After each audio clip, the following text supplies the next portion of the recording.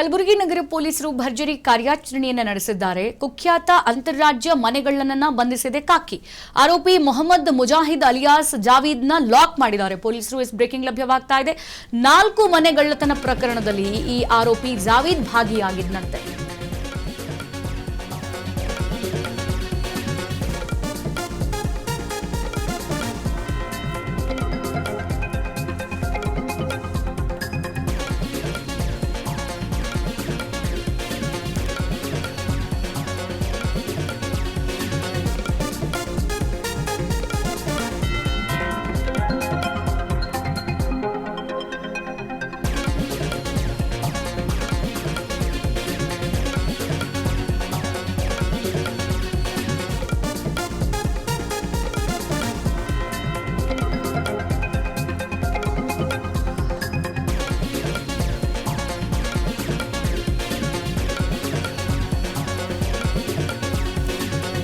ಕಲಬುರಗಿ ನಗರ ಪೊಲೀಸರು ಭರ್ಜರಿ ಕಾರ್ಯಾಚರಣೆಯನ್ನು ನಡೆಸಿ ಕುಖ್ಯಾತ ಅಂತಾರಾಜ್ಯ ಮನೆಗಳ್ಳನನ್ನ ಬಂಧಿಸಿದ್ದಾರೆ.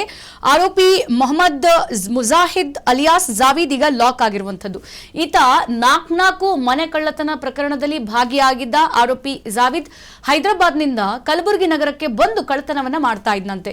ಹೊಸ ಬಿಸಿನೆಸ್ ಆರಂಭ ಮಾಡೋಕೆ ಈತ ಮನೆಗಳ್ಳತನ ಮಾಡುವಂತಹ ಪ್ಲಾನ್ ಅನ್ನು ಹಾಕೊಂಡಿದ್ದ.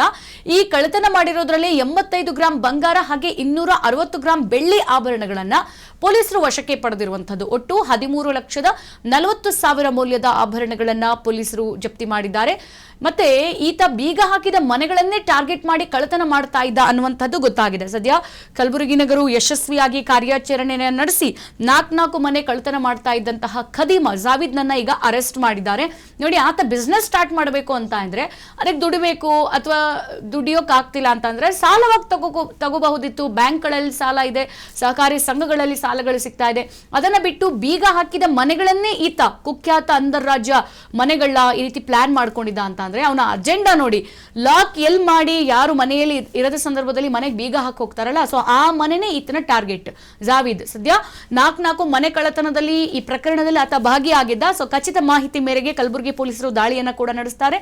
ಇಲ್ಲಿ ಹೈದರಾಬಾದ್ನಲ್ಲಿ ಅವ್ನು ಇರೋದು, ಅಲ್ಲಿಂದ ಕಲಬುರಗಿ ನಗರಕ್ಕೆ ಬಂದು ಕಳ್ಳತನ ಮಾಡ್ತಾ ಇದ್ದಂತೆ.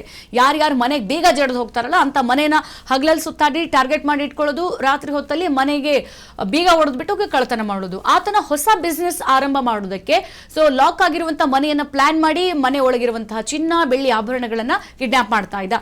ಸದ್ಯ ಆತ 4 ಮನೆಗಳ್ಳತನ ಈ ವಿಚಾರಕ್ಕೆ ಸಂಬಂಧಪಟ್ಟಂತೆ ಪೊಲೀಸರು ಈಗ 85 ಗ್ರಾಂ ಬಂಗಾರ ಹಾಗೆ 260 ಗ್ರಾಂ ಬೆಳ್ಳಿ ಆಭರಣಗಳನ್ನ ವಶಕ್ಕೆ ಪಡೆದುಕೊಂಡಿದ್ದಾರೆ.